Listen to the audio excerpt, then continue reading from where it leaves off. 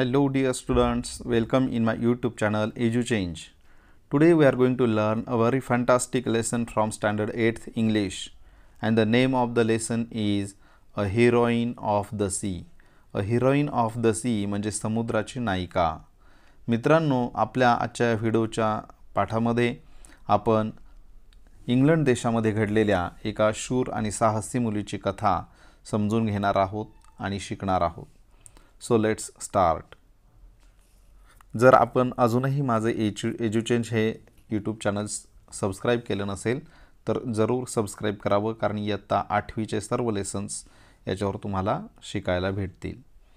So let's start. Around the rocky coast of England stand many lonely lighthouses. England देशाच्या खडकाळ अशा समुद्रकिनाऱ्यावर बरेचसे स्वतंत्र एकटे दीपस्तंभ उभे आहेत. लाईट हाऊसेस म्हणजे दीपस्तंभ. There lights shining across the sea warned sailors at night of dangerous rocks. त्या दीपस्तंभांचा जो प्रकाश आहे तो प्रकाश रात्रभर समुद्रावर पडत असतो आणि खलाशांना धोकादायक अशा खडकांच्या सूचना तो देत असतो. When they see the lights sailors take their ships far out to sea. जेव्हा तो प्रकाश ते खलाशी पाहतात तेव्हा ते स्वतःच्या जहाजांना घेऊन समुद्रामध्ये आतमध्ये जातात. But sometimes fierce storms drive ships on to the rocks. परंतु अतिशय भयानक अशी वादळे कधीकधी या जहाजांना घेऊन खडकावर जातात आणि मग त्या ठिकाणी नौकाभंग होतो किंवा जहाजं फुटतात. This is the story of a brave girl. ही जी कथा आहे ती कथा एका शूर अशा धाडसी अशा मुलीची आहे आणि एका of a shipwreck on the Roxx one night in 1838. आणि 1838च्या रात्री घडलेल्या एका नौकाभंगाची किंवा एका जहाजाचा जो अपघात झाला त्या खडकावर, त्या अपघाताची ही कथा आहे. Grace darling was the daughter of a light house keeper. तर ग्रेस डार्लिंग ही एक लाईट हाऊस कीपरची मुलगी होती. लाईट हाऊस कीपर म्हणजे त्या लाईट हाऊस जो होता, दीपस्तंभ जो होता, त्याची देखभाल करणारी जी व्यक्ती असते त्याला लाईट हाऊस कीपर म्हणतात. तर त्याची ही मुलगी होती. She had lived all her life in lonely lighthouses far away from towns and cities. ती संपूर्ण जीवन तिचं ती लाईट हाऊसमध्ये एकटी जीवन जगली होती. आणि ते जीवन कसं होतं तर far away from towns and cities, खेड्यांपासून आणि शहरांपासून अतिशय दूर होतं तिचं जीवन. There was not even a village near their home. त्यांच्या घराजवळ there was not even a village, एकही गाव नव्हतं तिच्या घराजवळ. Their nearest neighbours were many miles away. त्यांचे सर्वात जवळचे जे शेजारी होते ते कितीतरी मैलोन लांब राहायचे. But grace father was a wise and educated man who brought up his children very carefully. परंतु ग्रेसचे वडील हे एक अतिशय हुशार आणि सुशिक्षित अशी व्यक्ती होती की ज्यांनी आपल्या सर्व मुलांना काळजीपूर्वक वाढवलं होतं. Grace and her brothers and sisters were all टॉट टू रीड अँड राईट. ग्रेसचे जे भाऊ आणि बहिणी होत्या त्या सर्वांना लिहायला आणि वाचायला शिकवलेलं होतं. Their father also taught them to be honest and brave and unselfish. तर तिच्या वडिलांनी त्यांना नम्र कसं राहायचं, शूरपणे धाडसी कसं व्हायचं आणि अनसेल्फिश म्हणजे निस्वार्थी कसं व्हायचं, याही गोष्टी त्यांना शिकवल्या होत्या. When Grace was 10 years old, the family went to live in the Longstone lighthouse. जेव्हा ग्रेस 10 वर्षांची झाली ते झाली होती तेव्हा ते सर्वजण लॉंगस्टोन लाईट हाऊसमध्ये राहायला गेले. Their new home was on some wild islands near the east coast of England. तर त्यांचं हे जे नवीन घर होतं ते अतिशय असं वाईल्ड आयलँड्स म्हणजे ओसाड बेटांवर होतं. वाईल्ड आयलँड्स, वाईल्ड म्हणजे ओसाड, ओसाड बेटांच्यावर होतं. Near the east coast of England, इंग्लंडचा जो पूर्व किनारा आहे त्याच्या जवळ होतं ते. The Darling children grew up here, म्हणजे डार्लिंग फॅमिलीची जी मुलं होती ती सगळी इथंच वाढली. When they were older they left their lonely home one by one and found work in the cities. जेव्हा ते मोठे झाले तेव्हा त्यांनी त्यांचं घर सोडलं.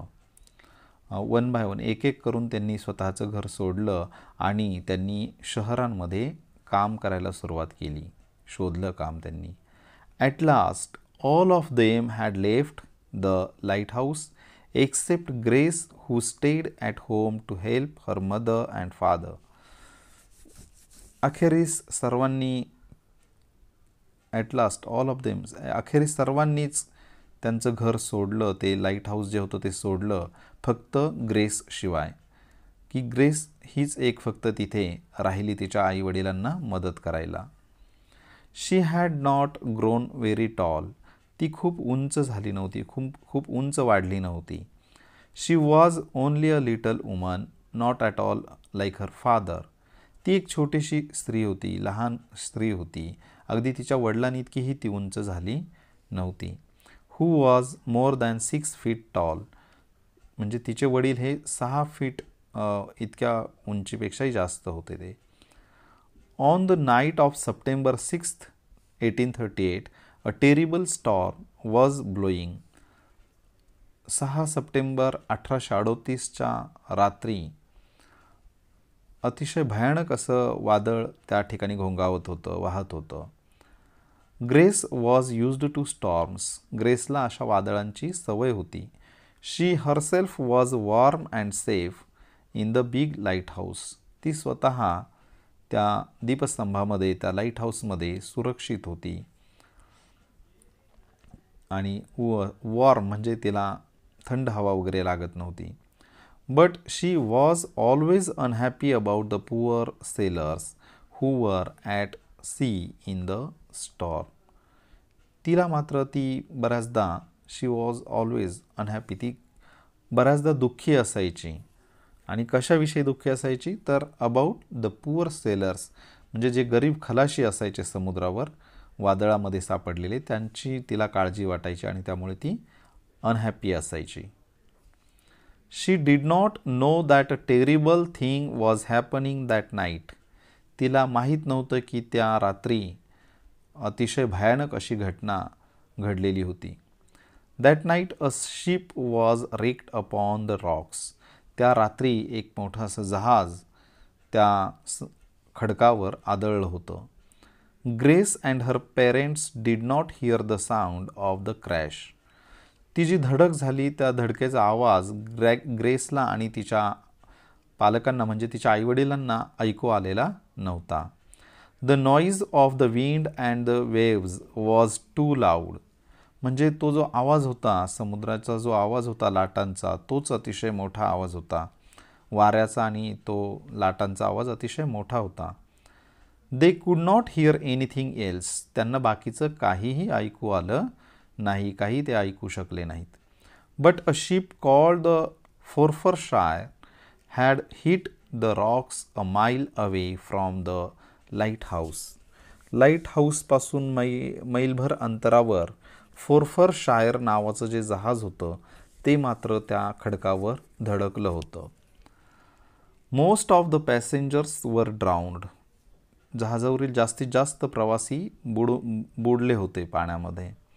But 9 men and women were able to climb onto a rock, परंतु त्यापैकी 9 स्त्रिया आणि पुरुष किंवा 9 पुरुष आणि स्त्रिया हे त्या खडकावर चढू शकले होते. तिथं जो जवळचा खडक होता त्या खडकावर ते स्वतःच्या संरक्षणासाठी वरती चढू शकले होते. The wind nearly blew them into the sea. तो जो भयानक वारा होता तो त्या 9ही जणांना समुद्रामध्ये जणू काय ढकलत होता. As they clung to bare rocks, म्हणजे ढकलत होता की जे ते त्या खडकाला चिटकून राहिलेले होते तरीसुद्धा तो वारा त्यांना समुद्रामध्ये लोटत होता. क्लंग, क्लिंगचा भूतकाळ आहे पहा. क्लंग म्हणजे त्या खडकाला असं चिकटून राहणे थोडक्यात. In the distance they saw the warm light of the lighthouse, म्हणजे काही अंतरावर त्यांनी तो दीपस्तंभाचा उबदार असा प्रकाश पाहिला. But of course their shouts and screams were not heard, परंतु त्यांचा आरडाओरडा किंवा त्यांच्या किंकाळ्या काही ऐकू आल्या नाहीत, ऐकल्या नव्हत्या कोणी. All night they clung there in the storm, रात्रभर, संपूर्ण रात्रभर ते त्या खडकाला चिटकून राहिले. Next morning at 6 o'clock Grace was dressing. दुसऱ्या दिवशी सकाळी 6 वाजता ग्रेस तयार होत होती, तिचे कपडे वगैरे घालून ती तयार होत होती. She looked out of her window and saw the storm was still blowing.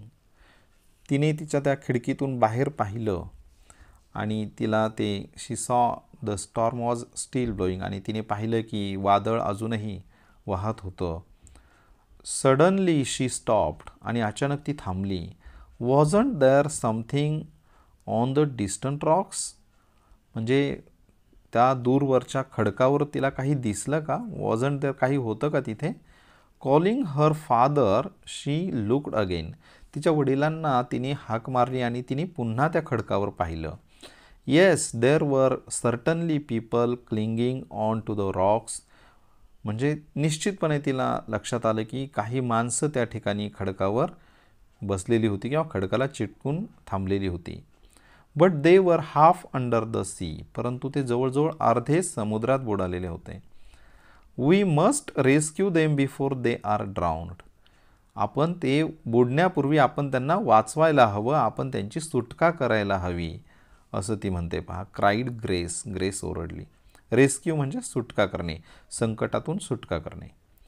We must do something, आपण काहीतरी करायलाच हवं. Will you ever sleep again father if they die, तिने प्रश्न विचारला वडिलांना की जर ते मेले माणसं तर तुम्ही त्याच्यानंतरही झोपू शकाल का? Will you ever sleep again. William Darling was a brave old man but he shook his head. William darling हा एक धाडसी आणि शूर अशी व्यक्ती होती, मोठा माणूस होता, परंतु त्यांनीसुद्धा स्वतःचं डोकं हलवलं. इट इज होपलेस, त्यांना वाचवण्यात काही अर्थ नाही. इट इज होपलेस, निरर्थक राहील ते. He said. We can do nothing, आपण काहीही करू शकत नाही. How can I row a boat by myself through these waves, मी एकटा कशी काय बोट वल्हवत नेऊ त्यांच्यापर्यंत एकटाच या लाटांच्यातून. If only I had another man here to help me, जर माझ्याकडे इकडे एखादा माणूसच नाही बोट वलवायला, मला मदत करायला, तर मी एकटा कसा नेऊ शकतो तिकडे boat. I can help you father, मी तुम्हाला मदत करू शकते पप्पा. क्राईड ग्रेस, ग्रेस म्हणाली. I can row a boat as well as any man, मी एखाद्या माणसासारखीच, मोठ्या माणसासारखीच बोट वल्हवू शकते, कांट आय, हो की नाही. I am small but I am strong, मी लहान आहे परंतु मी ताकदवान आहे. You and I have often rowed together, तुम्ही आणि मी, आपण नेहमी बोट वल्हवलेली आहे एकत्र. We can reach those unfortunate people, आपण त्या दुर्दैवी माणसांपर्यंत नक्की पोहोचू शकू. Mrs Darling was with her husband and daughter at the window, त्या खिडकीजवळ मिसेस डार्लिंग म्हणजे विल्यम डार्लिंगची पत्नी, त्यासुद्धा त्या ठिकाणी उभ्या होत्या. नो नो शी एक्सक्लेम्ड, त्यांनी उद्गार काढले, नाही नाही तसं काही नाही. How will it help those poor people if you are drown, जर तुम्हीच बुडाले तर तुम्ही त्या लोकांना कशी मदत कराल. यू कॅनॉट रो इन धी स्टॉर्म, या अशा वादळामध्ये तुम्ही बोट वल्हवू शकत नाहीत. डू नॉट ट्राय, प्रयत्न करू नका. A girl like you, Grace, cannot do a man's job. Grace, तुझ्यासारखी मुलगी एखाद्या माणसाचं काम करू नाही शकत. लेट अस प्रे फॉर देम हजबंड. पतिराज, त्यांच्यासाठी आपण फक्त प्रार्थना करूया. गॉड विल हेल्प देम, देव त्यांना मदत करील. परहॅप्स बट वी कॅनॉट, परंतु आपण नाही करू शकत त्यांना मदत. ग्रेस वॉज डिटर्मिन्ड, ग्रेस ही अतिशय निर्धारी मुलगी होती, निश्चय करणारी मुलगी होती. हाऊएव्हर, तिच्या मतावर ती ठाम होती. She argued until at last her father agreed, तिने वाद घातला. जोपर्यंत तिचे वडील तयार होत नाहीत तोपर्यंत तिने त्या वडिलांबरोबर वाद घातला. पुअर मिसेस डार्लिंग, गरीब बिचारा Mrs Darling, with a heavy heart, जड अंतकरणाने, helped them to get the boat out, त्यांच्या घरातली जी बोट होती ती बोट बाहेर काढण्यासाठी जड अंतकरणाने मिसेस डार्लिंगनी त्यांना मदत केली. She watched and prayed as they set off, तिने त्यांच्यावर लक्ष दिलं. जोपर्यंत ते ॲज दे सेट ऑफ, ते जायला निघाले ना, त्यांच्यासाठी तिने प्रार्थना केली आणि त्यांच्याकडे लक्ष दिलं. Anyone who has seen a storm at sea can imagine that journey, ज्याने कोणी ते दृश्य पाहिलं आहे ना, ते वादळ पाहिलं ना, तर त्याने त्या प्रवासाची कल्पना केली असेल पहा, असं म्हणतंय. तरच ते प्रवासाची कल्पना करू शकतात.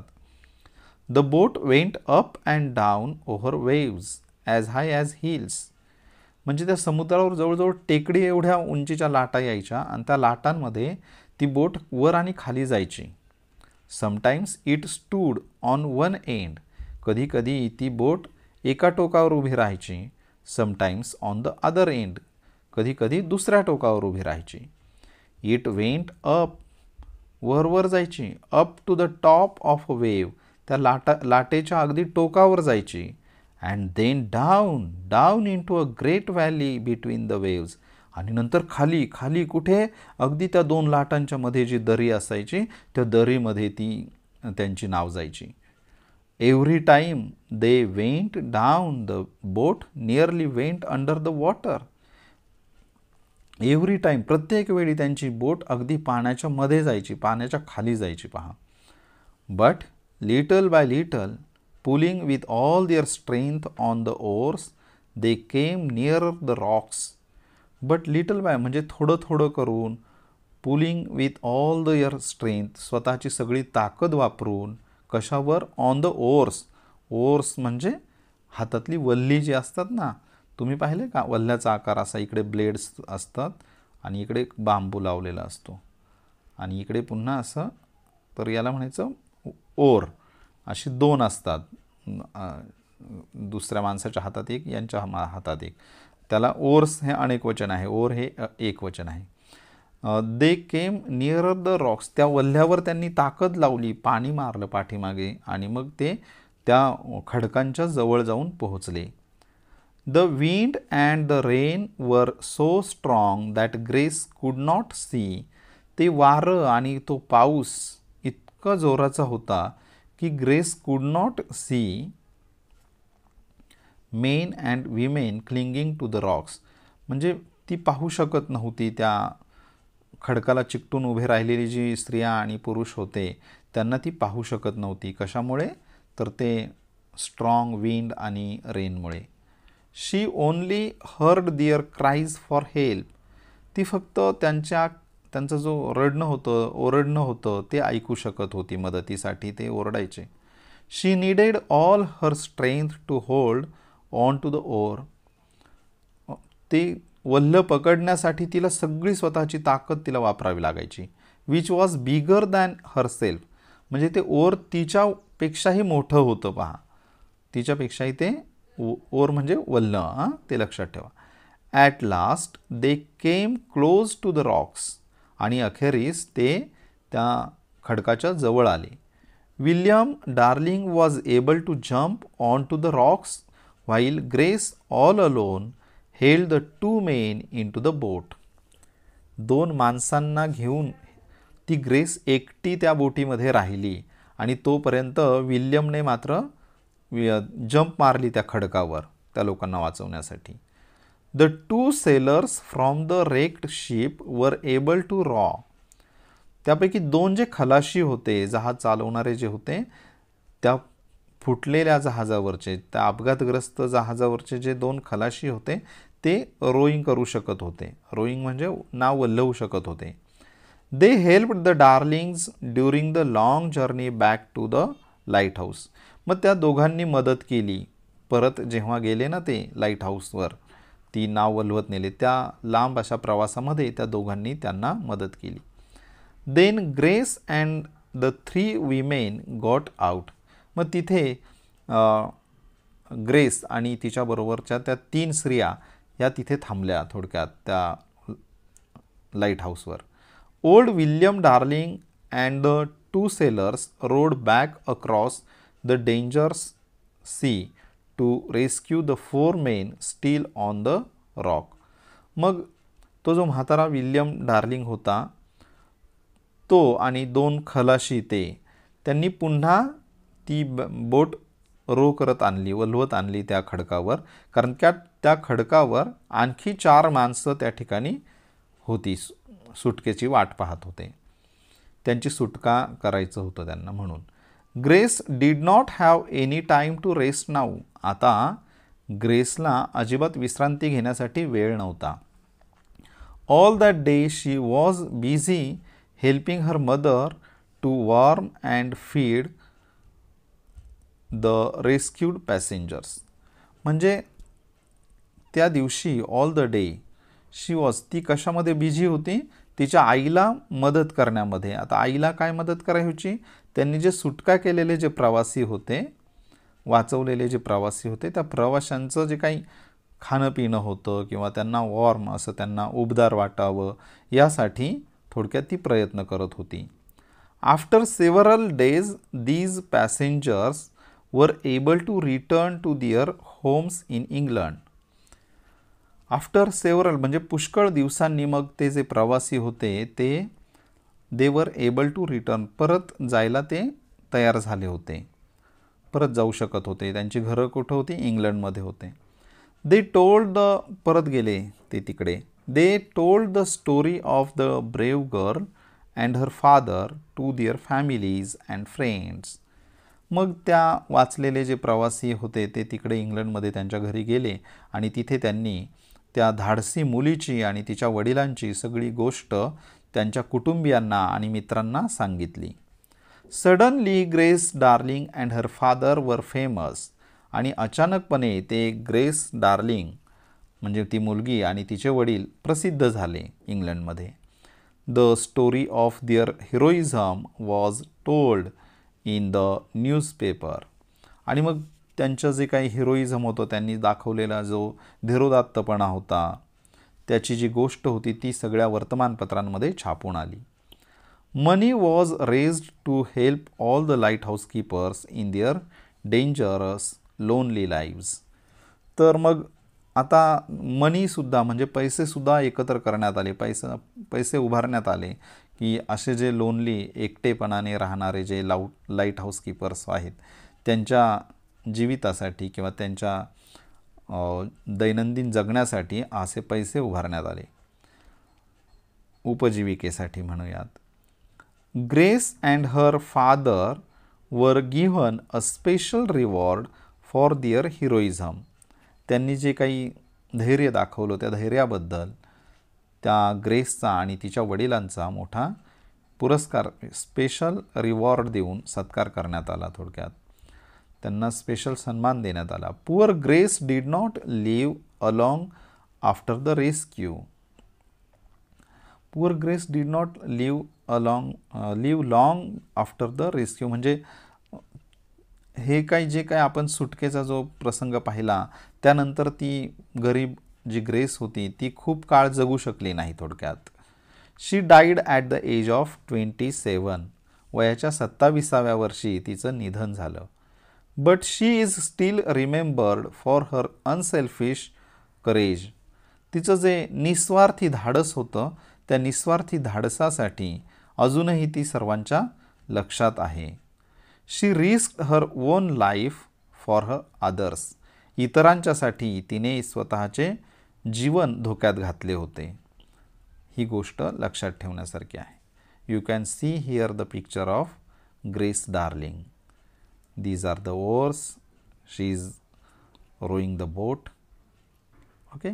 Also, you can find related information on Google. You will get Wikipedia of all these situation, all these हा जो काही प्रसंग आहे या प्रसंगाविषयीची सर्व माहिती गुगलवर उपलब्ध आहे. ग्रेसचं चित्र, तिची ती समाधी तिथे इंग्लंडमध्ये आजही कशा प्रकारे जतन करून ठेवलेली आहे, ही सर्व तुम्ही जर गुगल सर्च इंजिनमध्ये जर ही ग्रेस डार्लिंग असं नाव टाईप केलं तर तुम्हाला तिच्याविषयीची सर्व माहिती तिथे उपलब्ध आहे, तुम्ही पाहू शकाल. I hope you all have understood this story very well. If you have any doubt, any question in your mind, you can comment me. I will try to solve your problem. I will try to give answer of your question. So I am very thankful to all of you for watching my video. Bye everyone.